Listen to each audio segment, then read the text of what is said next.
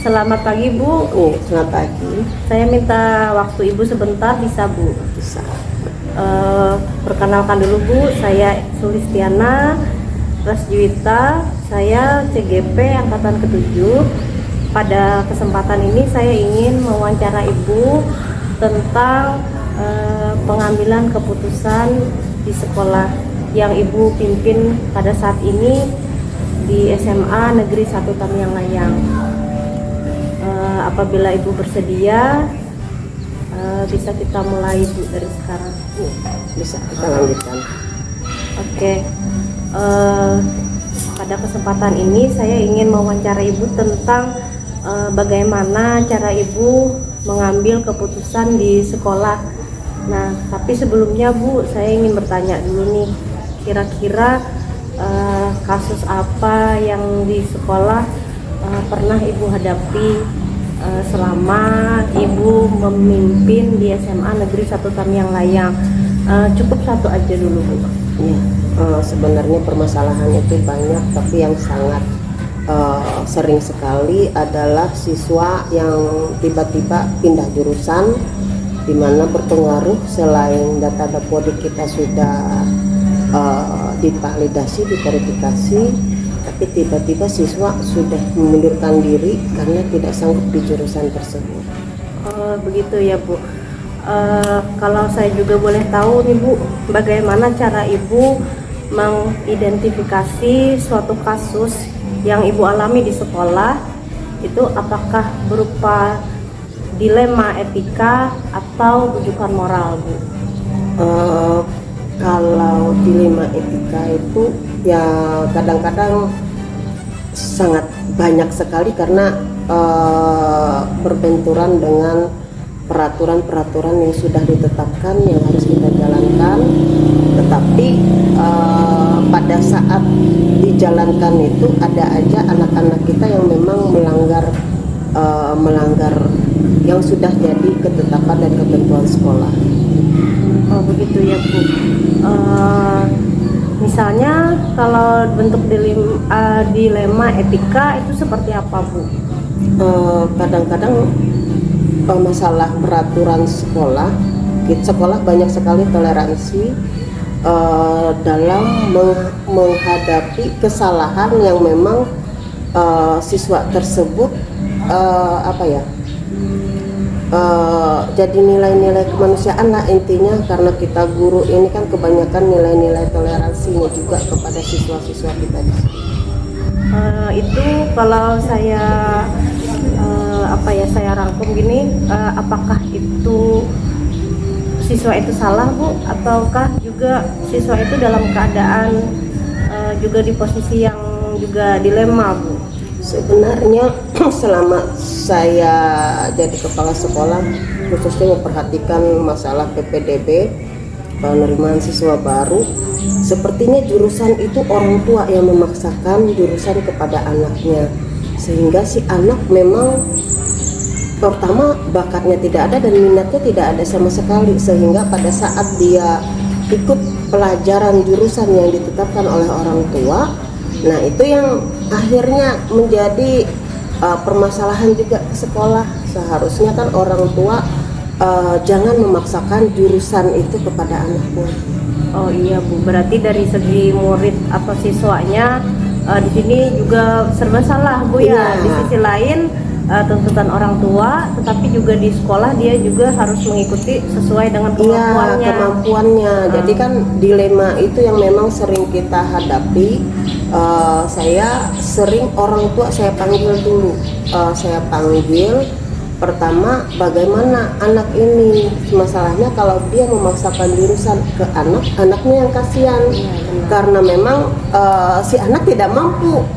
Nah, walaupun dari sisi keuangan misalnya orang tuanya mampu, tapi kan kemampuan anak ini dari sisi lain kan sangat berbeda dengan yang diharapkan dari orang tuanya.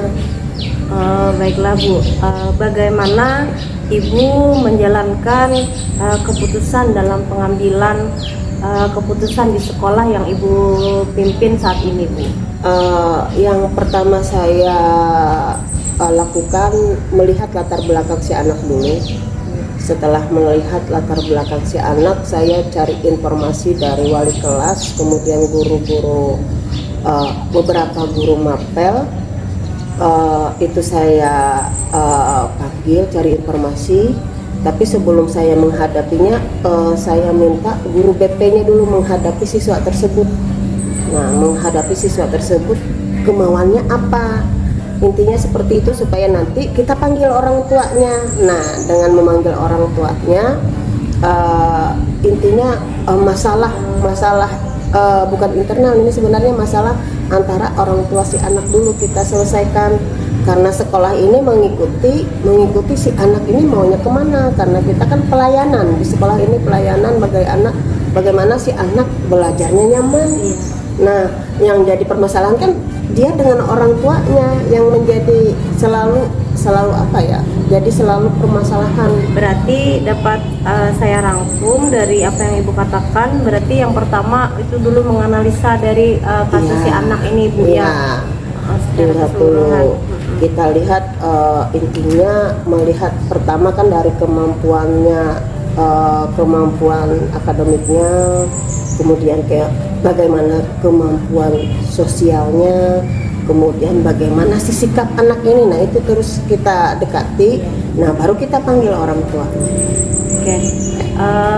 Langkah-langkah Ibu apa selama ini yang Ibu lakukan untuk menghadapi kasus-kasus yang ada di sekolah yang Ibu bina sekarang? Termasuk kita ambil contoh saja seperti yang Ibu katakan tadi, kasusnya adalah ada murid yang tiba-tiba saja ingin pindah jurusan. Kira-kira langkah apa dulu yang pertama yang Ibu lakukan, Bu, untuk menyelesaikan yang kasus pertama ini? Ya, kita si anak dulu kita pendekatan. Ya, si anak dulu kita pendekatan. Setelah kita pendekatan dengan si anak, kita baru memanggil orang tua, ya, memanggil orang tua.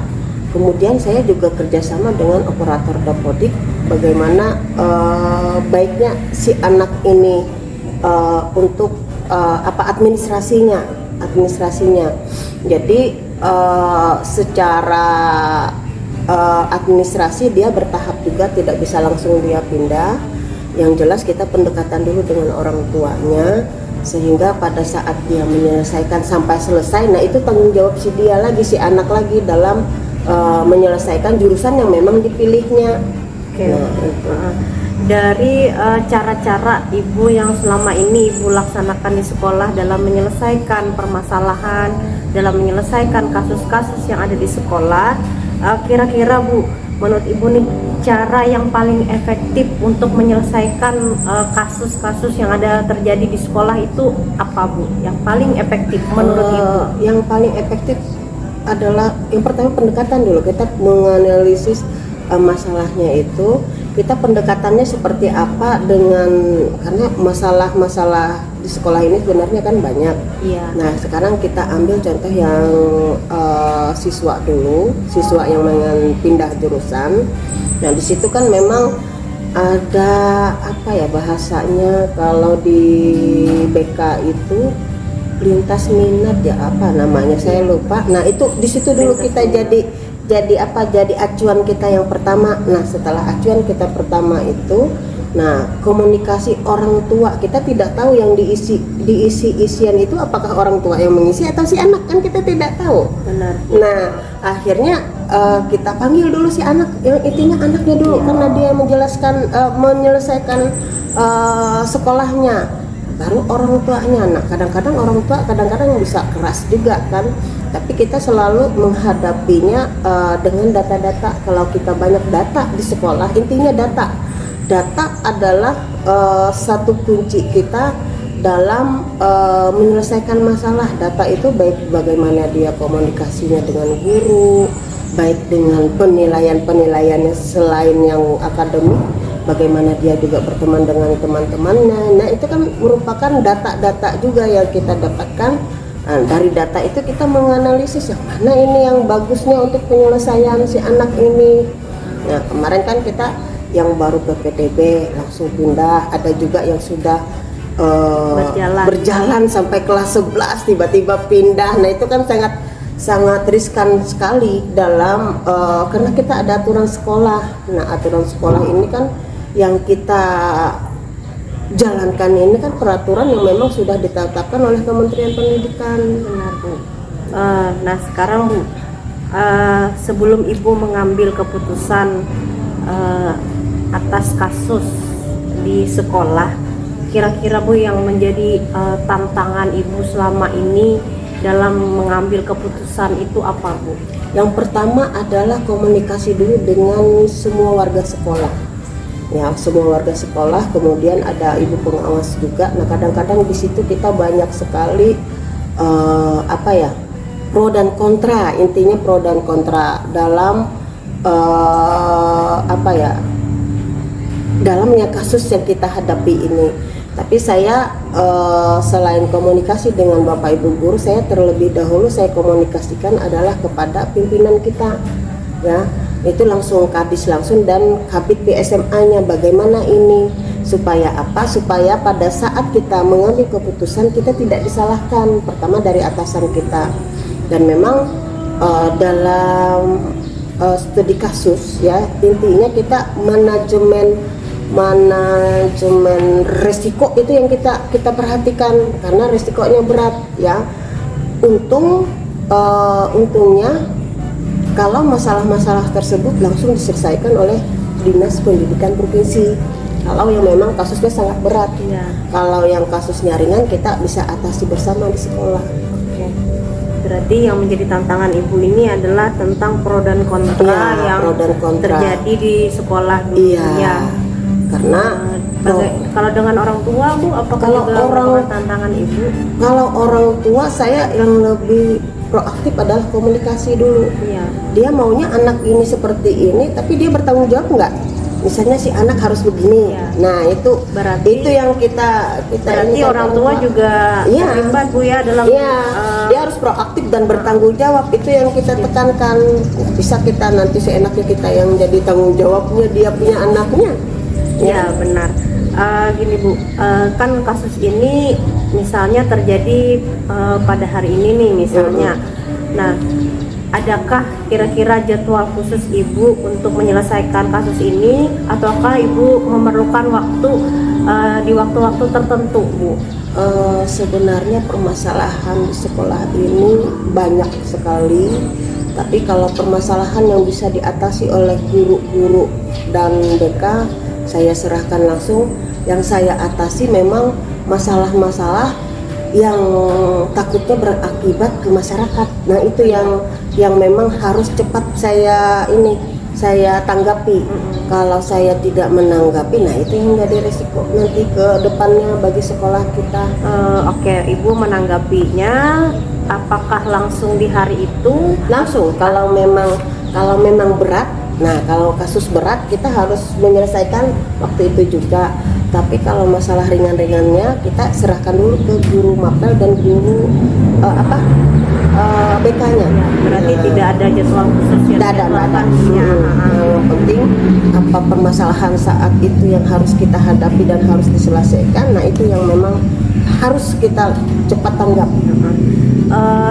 Selama Ibu menjadi kepala sekolah di SMA Negeri 1 Tamiang Layang dan Ibu sudah banyak mungkin menghadapi kasus-kasus yang terjadi di sekolah, adakah orang lain Bu yang membantu Ibu untuk mengambil keputusan itu? Ya, pada prinsipnya untuk pengambilan keputusan kalau masalah prinsip saya selalu konsultasi selain kepada pengawas juga kabit kita. Karena apa? Kita kan pengawasan kita dari provinsi langsung. Jadi saya selalu komunikasikan dulu ke mereka ya, dengan yang masalah tadi. Masalah ini seperti apa akibatnya nanti kalau dibiarkan, kalau secepatnya seperti apa. Nah itu yang biasanya saya nggak langsung sendiri, saya konsultasi dulu. Tapi kalau sudah diberi ruang saya memilih, nah di situ saya langsung mengambil keputusannya. apakah ibu juga berkonsultasi dengan guru-gurunya, Bu? Ya, itu sudah Sudah pertama pasti, ya. tadi, yang sudah pertama tadi.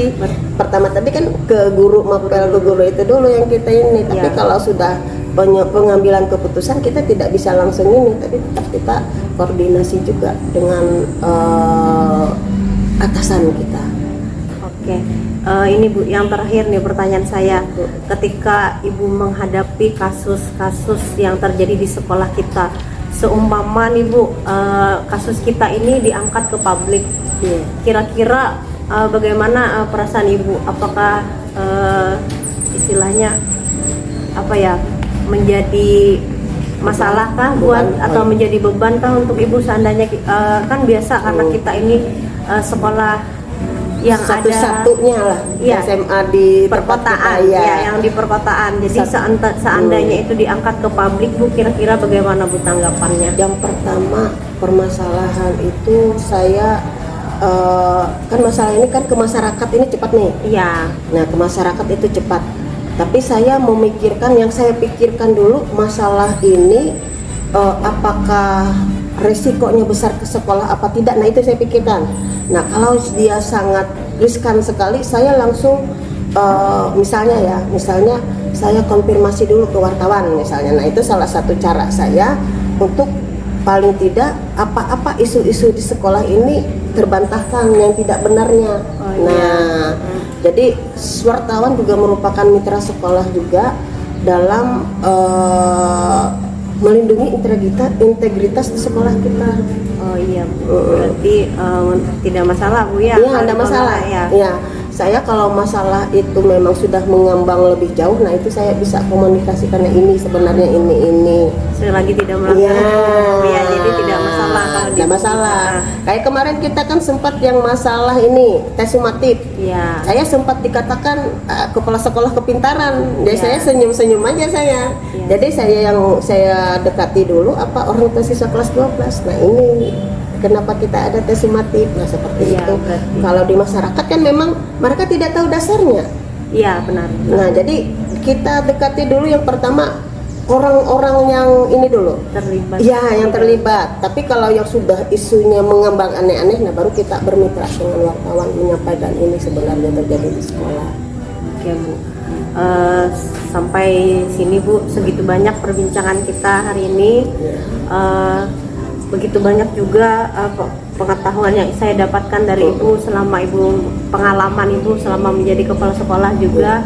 Semoga itu juga bermanfaat Bu buat saya, karena ini juga jadi bahan masukan Bu ya, Iya. untuk mengambil keputusan, baik itu khususnya saya sebagai guru, Iya. sebagai pemimpin di dalam pembelajaran. Intinya komunikasi itu merupakan kunci kita dalam menyelesaikan masalah. Kalau komunikasi itu sudah tidak ada komunikasi, nah itu susah kita nyambungnya. Itu aja intinya, komunikasi dulu. Nah, makanya dalam pengambilan keputusan kita analisis dulu, setelah komunikasi kita analisis dulu ini seperti apa Pak. Oke, terima kasih Bu atas waktunya. Saya kira saya sudah banyak mengganggu dan memakan waktu Ibu ya Bu untuk Iya. kegiatan yang lain. Iya. Terima kasih Bu ya atas waktunya. Iya. Sampai ketemu lagi Bu nanti di lain waktu. Iya. Kita akan kembali berbincang-bincang kembali Kita berbagi lagi pengalaman. pengalaman Iya. tentang Ibu selama menjadi kepala sekolah. Iya. Dan juga itu menjadi sebagai literasi kami juga Iya. Bu ya, sebagai pemimpin pembelajaran. Oke, terima kasih Bu Ya, ya. sama-sama, lanjutkan. Penggerak menghamba para murid, kreatif rancang pembelajaran. Hargai potensi, tingkatkan prestasi, lahirkan profil pelajar Pancasila. Belajar, bergerak, berbagi untuk negeri, kita menjalin kolaborasi. Belajar, bergerak, berbagi untuk negeri, demi bakti pada Ibu Pertiwi.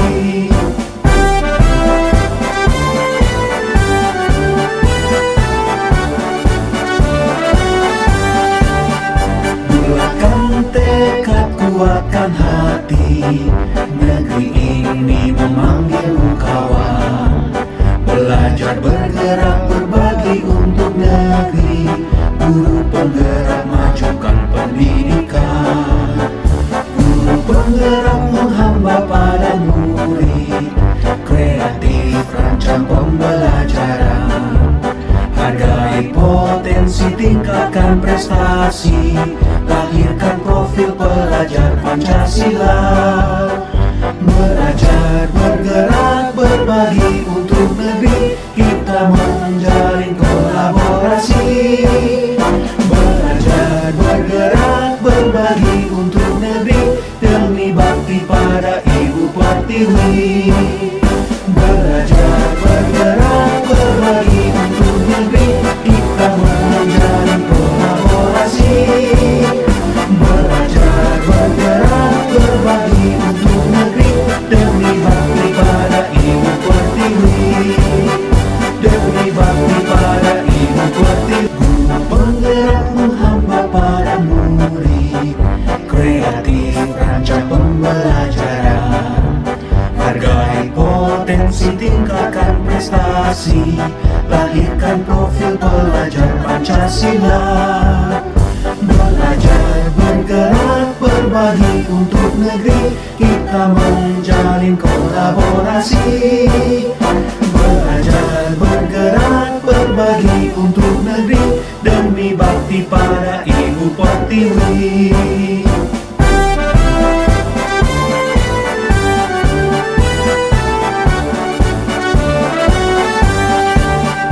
Bulatkan tekad, kuatkan hati, negeri ini memanggilmu kawan.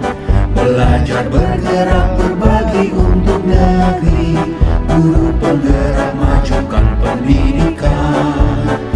Guru penggerak menghamba pada murid, kreatif rancang pembelajaran. Hargai potensi, tingkatkan prestasi, lahirkan profil pelajar Pancasila. Belajar bergerak